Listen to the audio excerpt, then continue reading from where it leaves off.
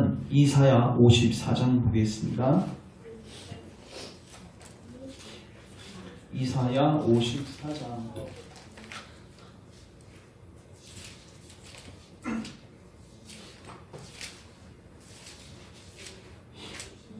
이사 54장 1절부터 3절. 1절부터 3절. 우리 짧으니까 우리 합독하겠습니다. 합독 같이 한번 읽겠습니다. 천천히 시작. 잉태하지 못하며 출산하지 못한 너는 노래할지어다. 산고를 겪지 못한 너는 외쳐 노래할지어다. 이는 홀로 된 여인의 자식이 남편이 있는 자의 자식보다 많음이라. 여호와께서 말씀하셨느니라. 내 장막터를 넓히며 내 처소의 휘장을 아끼지 말고 널리 펴되 너의 줄을 길게 하며 너의 말뚝을 견고히 할지어다. 이는 내가 좌우로 퍼지며 내 자손은 열방을 얻으며 황폐한 성읍들을 사람 살 곳이 되게 할 것입니다. 아멘. 제가 다시 한번 기도합니다. 하나님, 오늘도 이사 54장 말씀과 또 하나님 전체적인 말씀을 통해서 우리 열방교회가 들어야 할 하나님 말씀을 듣게 하옵소서. 부족한 종을 십자가 뒤에 감싸워 주시고 오직 하나님의 말씀을 순수하게 순전하게 선포하게 하시며 오직 우리가 이 말씀 앞에 반응해서 하나님의 영광을 보는 자리에 가게 하옵소서. 우리를 참된 기도의 자리로 인도하옵소서. 예수님의 이름으로 기도합니다. 아멘. 제가 저번 시간에 한번 쉬어서 제가 저번 시간에 나눴던 이야기들을 잠깐 정리하고 오늘 본문을 보도록 하겠습니다. 우리가 저번 시간부터는 이제 하나님께서 우리에게 주신 회복과 부흥에 대해서 하나님의 의중과 하나님의 뜻을 우리가 정확하게 알고 기도해야 한다. 그래서 이제 회복과 부흥에 대해서 하나님의 말씀을 살펴보도록 한다고 제가 말씀을 드렸고요. 특별히 저번 시간에 했던 내용의 핵심이 뭐였냐면요, 하나님께서 일하시는 패턴이었어요. 하나님은 하나님의 때 일을 하십니다. 하나님의 때 반드시 일을 하십니다. 근데 하나님께서 일을 하실 그 패턴이 뭐냐면 중보기도자들을 세우십니다. 하나님의 행하심과 의중을 보이세요. 내가 이 일을 할게. 그러니까 모세에게 하나님께서 홍해를 가를 거야. 그걸 모세에게 보여주셨던 거죠. 그리고 모세가 거기에 전존재로 이제 동참하고 순종함으로써 하나님의 역사가 이루어진 것처럼 하나님께서도 이 시대에 반드시 절대 주권을 가지고 하나님의 때 일을 하시는데 기도자들을 세우십니다. 그러니까 기도를 통해서 일하신다고 약속하셨기 때문에 기도자를 반드시 세우세요. 그러니까 기도자들은 하나님의 행하심과 의중을 보지 못하면 절대로 기도할 수가 없는 거예요. 그러니까 자의적 기도는 할 수 있어도 하나님이 원하시는 중보기도의 자리에는 절대로 갈 수 없어요. 그래서 하나님이 중보기도자를 세우시고 그 중보기도자들을 어떻게 하는가? 이 모든 것이 하나님의 절대 주권이지만 내 기도에 달려 있기 때문에 종일 종야 기도하게 됩니다. 유명 파수꾼 사역을 감당하는 거죠. 여러분 그 군대에서 그 제일 많이 형을 가해주는 그 잘못이 뭐냐면요, 그 경계복무 잘못입니다. 그러니까 뭐 상관에게 욕한 것도 대단히 큰 죄이고 군대에서는 여러 가지가 죄이지만 제일 큰 게 뭐냐면요, 그 보초 서다가 경계 쓰다가 뭐 졸거나 아니면 딴짓거리 하다가 이제 잡히는 경우에는 그 군법이 굉장히 엄격하게 그 부분에 대해서는 금하고 있습니다. 왜냐하면 자기만 죽는 게 아니라 그 군대는 전시 상황 때는 이제 다 죽는 경우가 있었으니까 너무 중요한 거죠. 그러니까 파수꾼들이 사실 그 역할을 하는 거예요. 그래서 종일 종야 쉬지 않고 하나님께 나아가서 하나님이 하신 약속을 하나님께 뭐한다? 기억시켜드리고 상기시켜드립니다. 그러니까 기도는 내가 하나님을 위해서 뭘 계획하고 그걸 해주세요 하는 게 아니라 하나님이 해주실 것을 성령님의 조명을 통해서 깨닫고 그것을 하나님께 아뢰는 겁니다. 당연히 그러니까 주님의 뜻대로 기도할 수밖에 없어요. 거기서는 하나님의 뜻대로 기도할 수밖에 없어요. 주님의 의중과 목적을 발견했기 때문에. 그리고 그렇게 기도하면요, 하나님은 하나님의 때에 반드시 일하십니다. 그리고 하나님의 때에 반드시 일하시기 때문에 그때까지는 기도하는 자들이 때로는 그 인내해야 하는 그 기간들이 있습니다. 이거 숨겨진 기간들이 있습니다. 그러니까 제가 그 한 예를 들었죠. 그 이름 까먹었네요. 한 청년 13살 웨일즈 부흥을 경험했던 그 한 청년 13살 때 하나님께 기도자로 부르심을 받아서 무려 26세 때까지 13년간을 종일 하나님께 간구하고 기도했습니다. 그리고 26세가 되었을 때 하나님 그 땅 가운데 부흥을 부은 것이죠. 그래서 여러분 우리 열방교회요. 저는 우리가 지경을 넓혀야 된다고 봅니다. 하나님 행하심이 물론 하나님 이 교회 굉장히 소중히 여기시고 한 영혼 소중히 여기시는데 하나님의 스케일은 더 크십니다. 그래서 우리가 하나님의 의중과 뜻을 깨닫고 하나님의 그 행하시는 우리가 기도로서 또 순종과 여러 가지 사역들로서 동참함으로써 하나님의 뜻이 이루어지고 우리는 그 영광을 목도하는 거죠. 그게 우리 인생의 가장 큰 복이지 않습니까? 그래서 이 시간들을 통해서 그런 기도의 자리로 나아갔으면 좋겠습니다. 특별히 하나님께서 중보 기도자들을 세우시면요 2가지를 하시는데 하나는 우리 처지를 인식하게 하세요. 우리가 지금 어떤 모양인지를, 교회가 어떤 모양이고 지금 어떻게 돌아가는지를 보게 하셔서 특별히 하나님의 다림줄에 많이 멀어져 있는 부분들을 선명하게 깨닫게 하시죠. 그럼으로써 하나님께 회개의 기도를 하게 하십니다. 하나님 저자의 죄를 용서하소서. 이게 아니라 나도 거기에 포함시켜서 하나님 우리의 죄악을 용서하소서. 이게 그 중보 기도하는 자들이 하는 굉장히 중요한 기도이고요. 또 하나가 뭐냐면요. 하나님이 분명히 징계하시고 하지만 하나님께서 회복과 부흥을 약속하셨습니다. 그래서 성경을 통해서 또 성령님의 조명하심을 통해서 그 약속을 발견하게 하세요. 여러분 기도하려면요. 여러분 이 약속을 반드시 발견해야 됩니다. 그래서 그 약속을 발견하고 하나님께 뭐 하는 거예요? 상기시켜드리는 거예요. 이 기도는요. 굉장히 뻔뻔스럽게 할 수도 있습니다. 왜냐하면 그러니까 부모가 자녀에게 어떤 것을 분명하게 약속했을 때 자녀들은 아주 담대하고 어떻게 보면 굉장히 무례하게 부모에게 요구를 하는 것처럼 그리고 하나님의 속성 중에 굉장히 중요한 속성이 뭐냐면 신실하심이거든요. 그래서 하나님의 신실하심에 기대어서 우리가 기도할 수 있는 거죠. 그래서 제가 오늘 무엇을 살필 거냐면 그러면 성경에 과연 교회 회복에 대해서 약속이 되어 있는가 그 부분들을 제가 오늘도 살피고 앞으로 이제 자주 살피게 될 것입니다. 자, 오늘 이사야 54장 잠깐 보는데 이사야 총 몇 장입니까? 이사야가 66장이죠. 성경 몇 권입니까? 66권이죠. 구약 성경 몇 권입니까? 39권이죠. 이사야가 2등분 나눠지거든요. 1장부터 39장은요. 구약 시대의 삶에 대해서 나옵니다. 특별히 하나님의 심판에 대해서 이스라엘 백성들을 책망하는 내용들이 나온다면 우리가 잘 알죠. 이사야 1장은 제가 아마 이사야 5장도 그렇고 제가 주일 설교 때 나눴습니다. 근데요. 이사야 40장부터는요.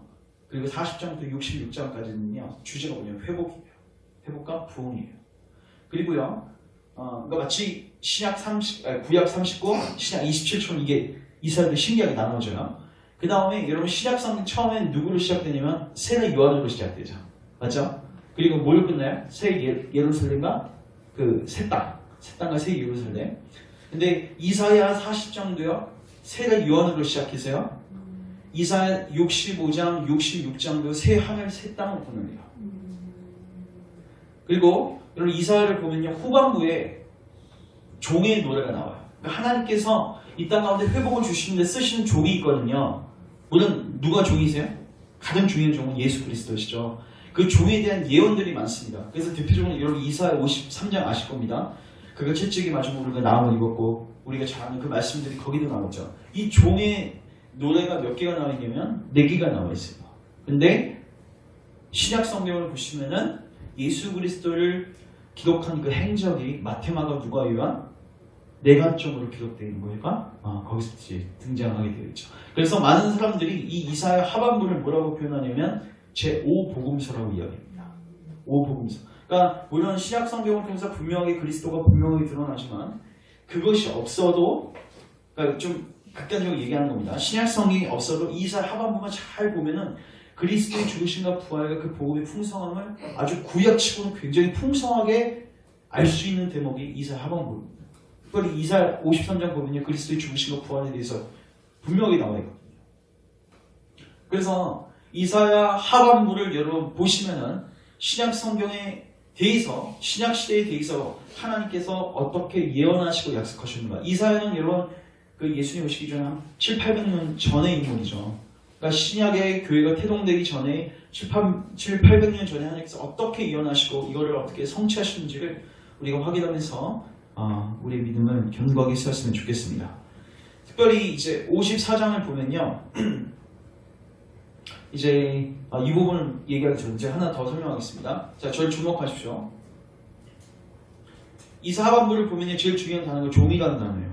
근데 종이요, 오버랩되고 있습니다. 먼저 첫 번째 종은 누구였냐면 구약의 이스라엘 백성들입니다. 맞죠? 그들은 하나님의 종이었어요. 근데 그들은 불충스러운 종이었습니다. 그래서 그들의 대표로서 온전한 참 이스라엘인으로서 참된 순종으로서 나아갔던 참된 종이 누구시냐면 예수 그리스도죠. 그래서 두 번째 종은 이제 예수 그리스도. 이사에 다 나옵니다. 그 다음에 예수 그리스도를 통해서 예수 그리스도께 접붙임 받아서 새 이스라엘이 된 교회. 이 교회가 또 뭘로 나오냐면 하나님의 종으로 나옵니다. 그러니까 종이 나오는데 이스라엘, 구약의 이스라엘, 그 다음에 예수 그리스도, 그 다음에 새 이스라엘 교회. 물론 그 구약 이스라엘 백성들은 불충스러운 종이었어요. 그러나 참 이스라엘 되시고 온전한 순종을 감당하신 예수 그리스도는 종으로서의 역할을 잘 감당하셨죠. 그리고 이제는 그와 접붙임 받고 그에게 접붙임 받고 그와 연합한 교회가 뭐라고요? 하나님의 종이죠.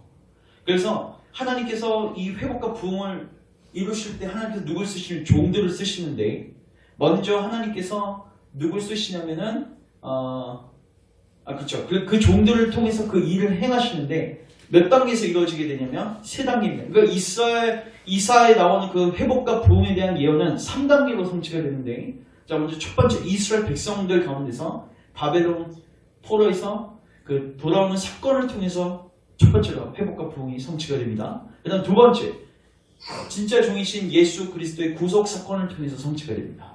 그리고 세 번째가 뭐냐면 예수님과 연합된 새 이스라엘, 즉 교회를 통해서 하나님께서 회복과 부흥을 주십니다. 이 세 가지 예언이 어디에 다 나와 있어요? 이사야서에 다 나와 있어요. 그러니까 첫 번째 거, 두 번째 거는 이미 뭐 됐어요? 성취됐죠? 마지막 세 번째 거는 성취된 부분도 있고 지금도 ING인 거예요. 지금도 성취되고 있는 거예요. 그래서 우리가 중보기도 자리에 가시려면 하나님께서 교회에게 어떤 약속을 하셨는가? 새 이스라엘인 예수님과 접붙임돼서 예수님의 그 놀라운 유업을 같이 받기로 약속된 이 교회에게 하나님께서 어떤 약속을 주셨는가? 어떤 회복과 부흥의 약속을 주셨는가? 이것을 봐야 됩니다. 이것을 봐야지 우리가 굉장히 담대하게 그리고 확신 가운데 우리가 하나님께 기도할 수 있는 거죠. 그래서 오늘 우리가 읽은 이사 54장은 바로 하나님께서 교회에 주시는 굉장히 중요한 약속입니다. 자, 54장 가보십시오. 54장 1절 잉태하지 못하며 출산하지 못한 너는 노래할지어다. 산고를 겪지 못한 너는 외쳐 노래할지어다. 이는 홀로 된 여인의 자식이 남편이 있는 자의 자식보다 많음이라 여호와께서 말씀하셨느니라. 그러면서 2절 내 장막터를 넓히고 내 처소의 휘장을 아끼지 말고 널리 펴되 너의 줄을 길게 하며 너의 말뚝을 견고히 할지어다. 그렇게 해야 할 이유가 뭐냐? 이는 네가 좌우를 뻗쳐나갈 것이며 그리고 내 자손은 열방을 얻을 것이며 황폐한 성읍들은 사람 살만한 곳이 될 것이기 때문이다. 여기서 하나님께서 이제 회복과 부흥을 약속하시는데 여기서 잉태하지 못하며 출산하지 못한 너, 상고를 겪지 못한 너, 잉태 고통을 느껴보지 못한 너. 그 당시 고대에서는요 제일 수치가 뭐냐면 큰 수치가 뭐냐면 자식을 못 낳는 수치예요. 이 수치를 누가 다루냐면 그 보통 보면 믿음의 그 족장들의 아내들, 사라, 리브가 같은 사람들. 물론 나중에 하나님께서 아내를 다 그 자녀들을 주시지만은 그 숨겨진 기간들이 있습니다. 그래서 무시도 당하고 핍박도 당하고 종들한테 무시도 당하는 일들이 있게 되죠. 그래서 잉태하지 못하면 출산하지 못한 자들은 일단 그들을 이제 지칭할 수도 있고요. 근데요 이 부분을 해석하기 위해서 우리가 성경의 도움을 받을 필요가 있는데 갈라디아서 한번 4장 가보시면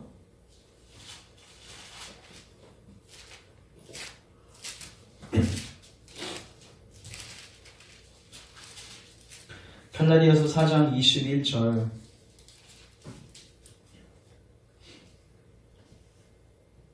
자, 4장 21절. 내게 말하라. 율법 아래 있고자 하는 자들아, 율법을 듣지 못하였느니. 저기 갈라디아 교회는 율법주의가 이제 들어와서 많은 사람들을 현혹시키고 하나님 그리스도에게서 끊어지게 하는 일들을 하고 있을 때 이제 사도 바울이 그들을 향해서 구약 성경, 그들이 율법주의 근거를 얼려 들었겠어요? 구약 성경을 갖고 들어왔죠. 그래서 오히려 구약 성경이 이야기하고 있는 게 무엇인지를 정확하게 그들에게 지적하기 위해서 이렇게 이야기하는 거죠. 율법 아래에 있고자 하는 자들아, 율법을 듣지 못했니? 너 성경 똑바로 읽어보라는 거예요. 그래서 22절 보시면 기록된 바 아브라함에게 두 아들이 있으니 하나는 여종 누구예요? 하갈이죠. 하갈에게서 이스마엘을 취하게 되고, 하나는 자유 있는 여자, 즉 주인인 사라에게서 이삭이 낳게 되죠. 자, 23절. 여종에게서는 육체를 따라 낳고 자유 있는 여자에게서는 약속으로 말미암아 느리라. 그럼 여러분 여기서 육체를 따라 낳았다는 건 뭐죠? 하갈을 통해서 이스마엘을 낳은 거를 육체를 따라 낳았다는 건데, 그러면은 제가 묻겠습니다. 사라를 통해서 이삭을 낳은 거는 육체를 따라 낳은 게 아닙니까? 무슨 하늘에서 이삭이 뚝 떨어졌습니까? 육체를 썼죠. 근데 이건 뭐냐면요, 인간적이고 인본주의적인 방식으로서 아이를 낳은 걸 의미합니다. 그러니까 약속과 반대된 개념이에요. 그러니까 하갈은 왜 취했어요? 하나님의 약속을 신뢰하지 못했고 하나님이 하시는 일들에 대하여 신뢰하지 못했기 때문에 인간의 지혜와 인간의 방법을 사용한 게 바로 이스마엘, 하갈이죠. 이게 바로 육체를 따라 났다는 거죠. 그리고 자유 있는 여자는 물론 인간적인 방법을 사용하긴 했지만 뭐에 근거에? 약속에 근거하는 거죠. 그러면서 24절, 이것은 비유니. 우리가 알레고리컬한 해석은 좋지 않습니다. 그러나 성경의 구약에 있는 것을 신약이 이렇게 비유로 설명할 때는 우리가 들을 수 있는 거예요. 왜? 성령의 감동을 쓰는 거니까. 이것은 비유니. 이 여자들은 두 언약이라. 하나는 신의 산으로부터 종을 낳은 자니 곧 하갈이라. 이 하갈은 아라비아에 있는 신의 산으로서 지금 있는 예루살렘과 같은 곳이니, 땅에 있는 예루살렘이죠. 그가 그 자녀들과 더불어 종로를 하고. 자, 26절 같이 읽습니다. 시작. 오직 위에 있는 예루살렘은 자유자니 곧 우리 어머니가 기록된 바 잉태하지 못한 자여 즐거워하라. 상고를 모르는 자여 소리질러 외치라. 이는 홀로 사는 자의 자녀가 남편 있는 자의 자녀보다 많음이라 하였으니. 아멘. 지금 오늘 우리가 읽은 이 이사 54장 1절을 지금 인용하고 있는 거죠. 자, 어떻게 인용하고 있습니까? 여기서 잉태하지 못한 자하고 그러면 상고를 모르는 자는 누구입니까? 하나님의 약속을 받았어요. 자녀를 줄 것이라는 약속을 받았어요. 그러니까 1차적으로 사람인데 이제 우리에게 적용하는 거예요. 하나님의 이 약속을 받았어요. 내가 열매를 줄게. 내가 자녀들을 많게 줄게. 그런데요, 자녀가 생기지 않는 거예요. 그래서 잉태하지 못하는 자, 상고를 모르는 자. 여러분, 이거 잘 기억하십시오. 그럼 제가 묻겠습니다. 이사 54장 다시 돌아보세요.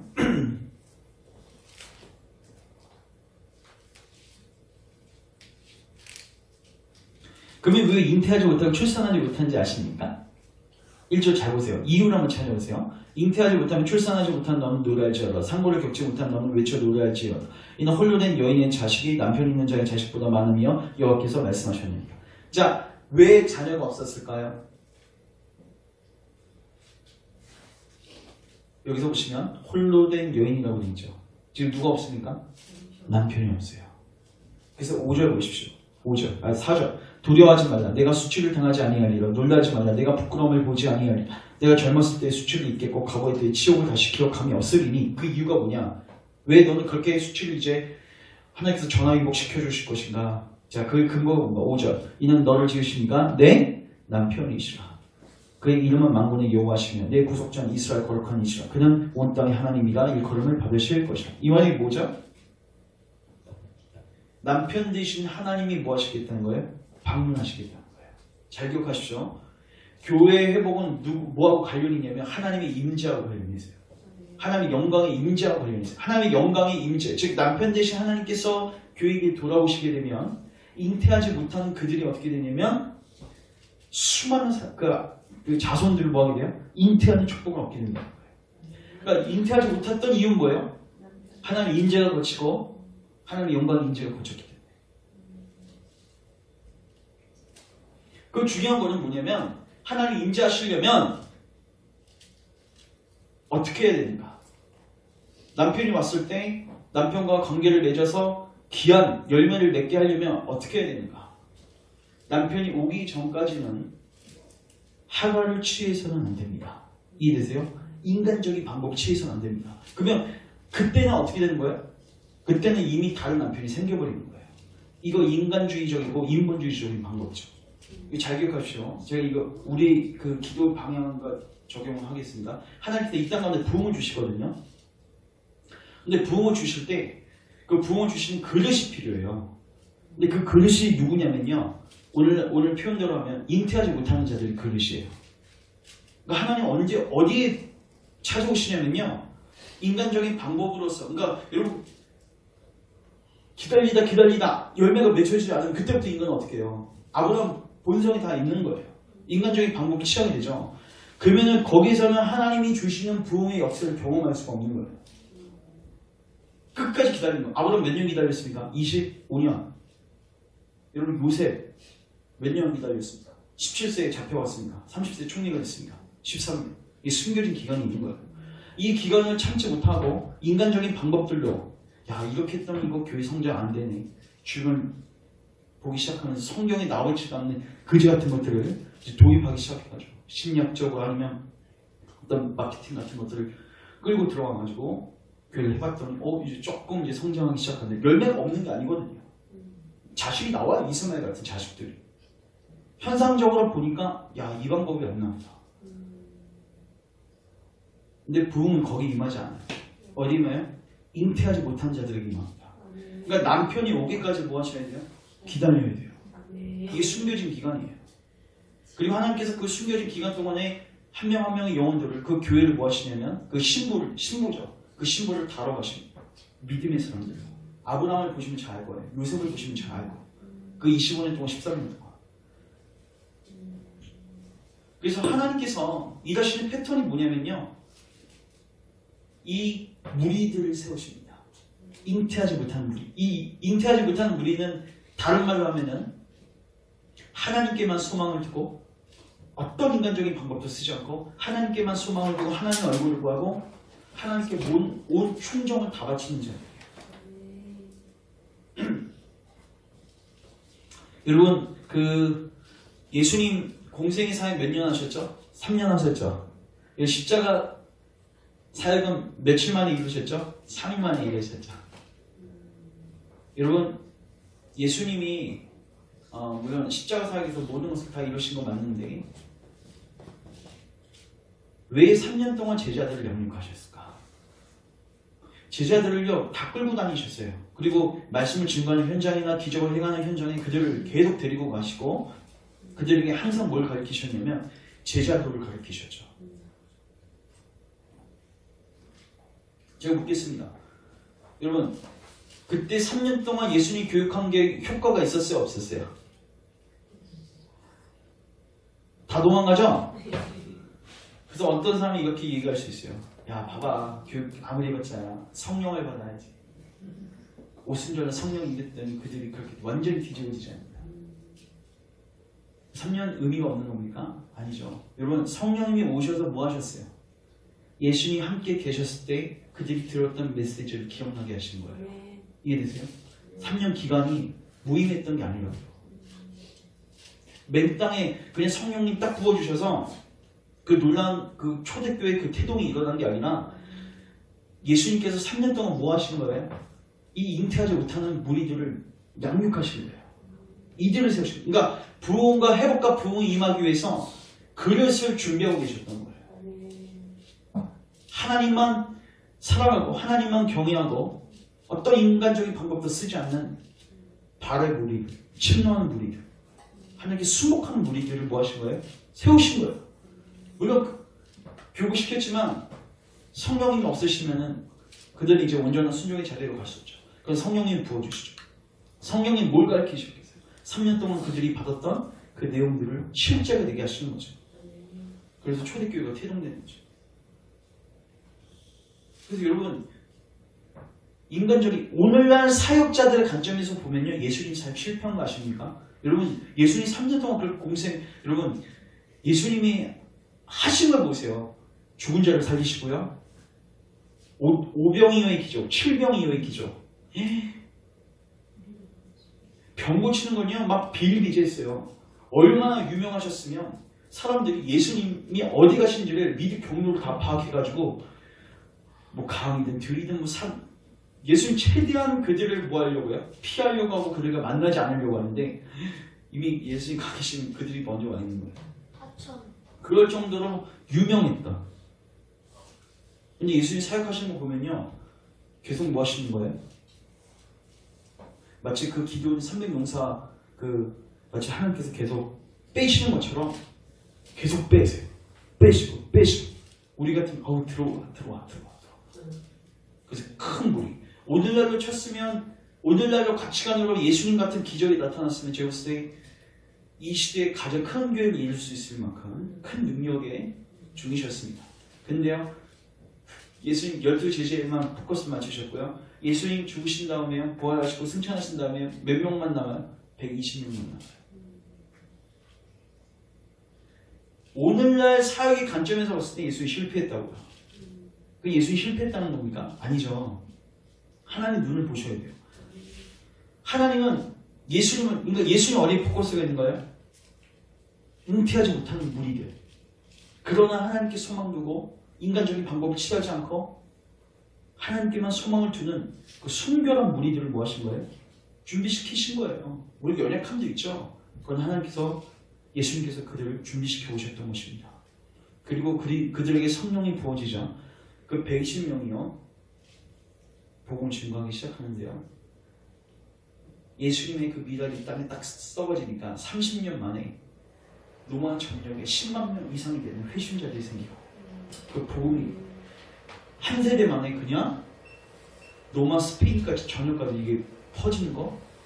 그러니까 여러분 이거 잘 기억하셔야 돼요. 회복과 부흥은요 하나님 임재하셔서 하나님이 일을 하신 건데 우리가 100년 동안에 할 수 있는 일을 하나님은 단 하루만 해치울 수 있습니다. 이거 잘 기억하셔야 돼요.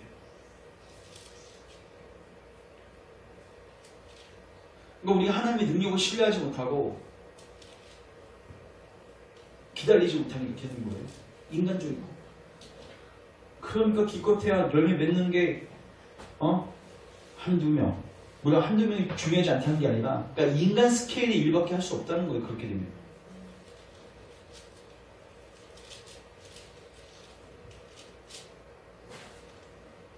그래서 여러분 부흥은 언제 임하냐면요.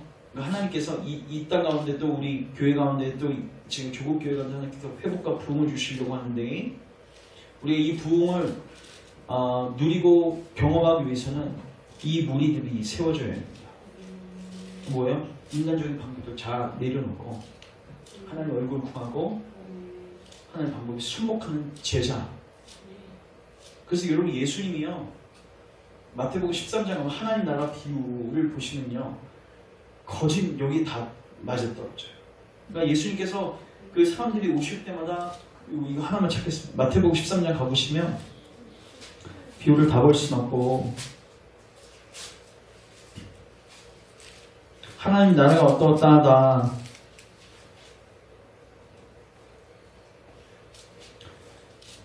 여기서부터 볼까요? 31절 또 비유를 들어 이르시되 천국은 마치 사람이 자기 밭에 갖다 심은 뭐와 같다? 겨자씨. 이런 겨자씨 한번 보신 적 있습니까? 네이버나 구글에 한번 겨자씨 한번 쳐보세요. 그 굉장히 작아요. 근데 겨자씨가 굉장히 작은데 자라면요 그 나무가 엄청 크대요. 이는 모든 씨보다 작은 것이로되 자란 후에는 풀보다 커서 나무가 되며 공중에 새는 사장 예수의 비유를 얘기하시는 거예요. 처음엔 열매가 없어요. 잉태하지 못했어요.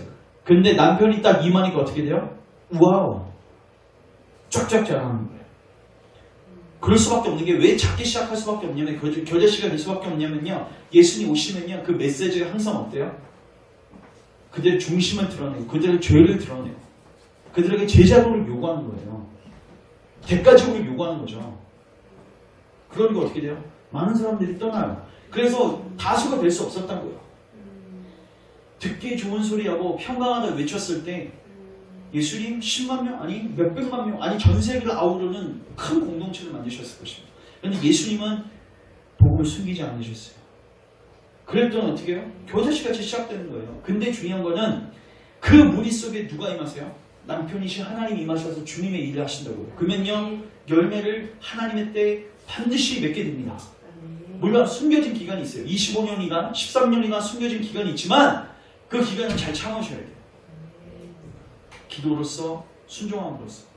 그러나 반드시 하나님은 이 무리 가운데 오셔서 주님의 영광을 드러내시는 거예요. 또 예수님 비유 가운데 이것도 있죠. 그 씨앗 비유. 하나님 말씀이 떨어졌어요.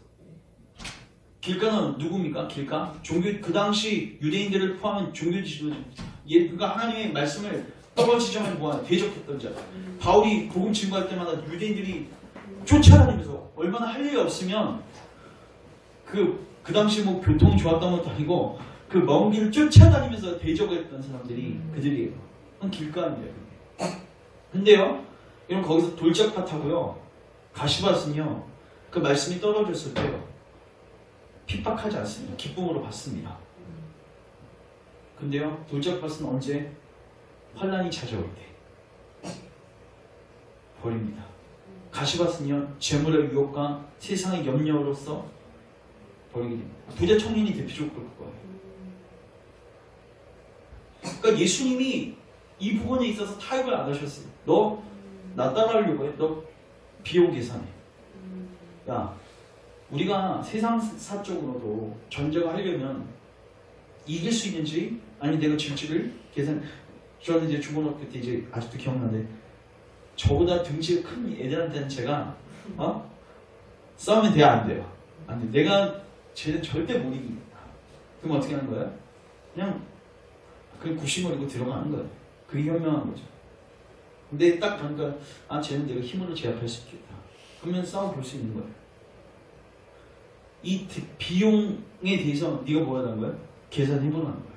너 예수님 따르려면 네가 감당해야 비용이 있어. 때로는 네가 재물을 다 내려놓을 수도 있어. 제가 오늘 새벽 기도를 하지는 못했는데 저 못 나왔어요. 근데 제가 어제 다음 주 이제 새벽 기도 때 제가 말씀을 증거하겠지만은 저도 이제 재앙들을 하나하나씩 보면서 조금 이제 얻은 통찰력이 생겼는데, 여러분 바로 봐요. 파리 재앙, 네 번째 재앙이죠. 네 번째 재앙 때 어떻게 얘기하냐면, 하나님 섬겨야겠어? 꼭? 그래 좋아. 그러면은 이 땅에서 섬겨. 그렇지 않더라도 너무 멀리는 가지 마. 근데요, 8번째 재앙, 9번째 재앙 때 어떻게 재앙인지 아세요? 그래 좋아. 나가서 예배 드려. 근데 남자들만 나가. 장정들만 나가. 그것도 안 된다고 했어요. 8번째 재앙 때. 9번째 재앙 때 뭐라고 하는지 아세요? 짐승들은 두고 가. 이게 뭐냐면은 그들의 마음을 묶어두려고 하는 거예요. 나갔어요. 부녀자들이 있어. 자식들이 있어. 그럼 어떻게 되겠어요? 들어오겠죠. 제사는 여기 있어. 들어오겠죠. 마음 있는 곳에 그 사람이 있는 거예요.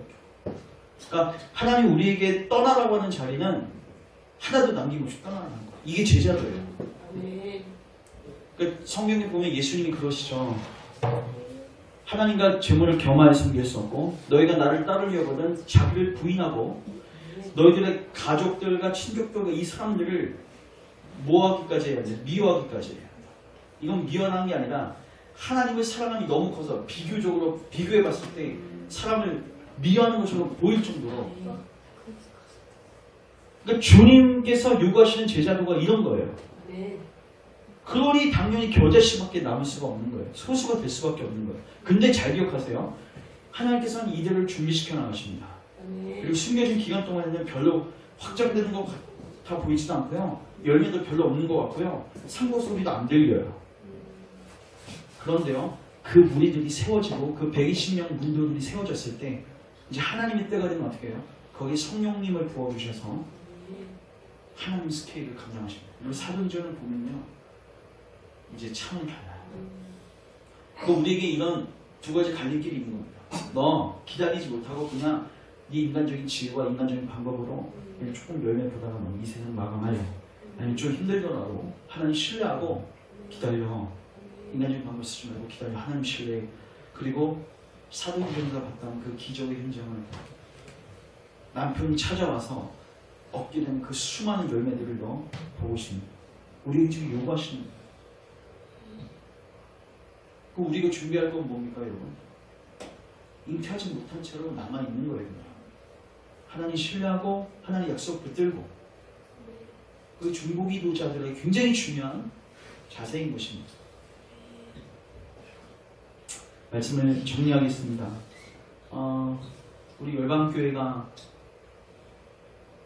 이제 중보기도에 이제 하나님께서 우리를 초청하시고 부르시는 것 같은데, 여러분 뭘 놓고 기도하셔야 되냐면요, 우리가 부흥을 담을 수 있는 그릇이 될 수 있도록 기도하셔야 돼요.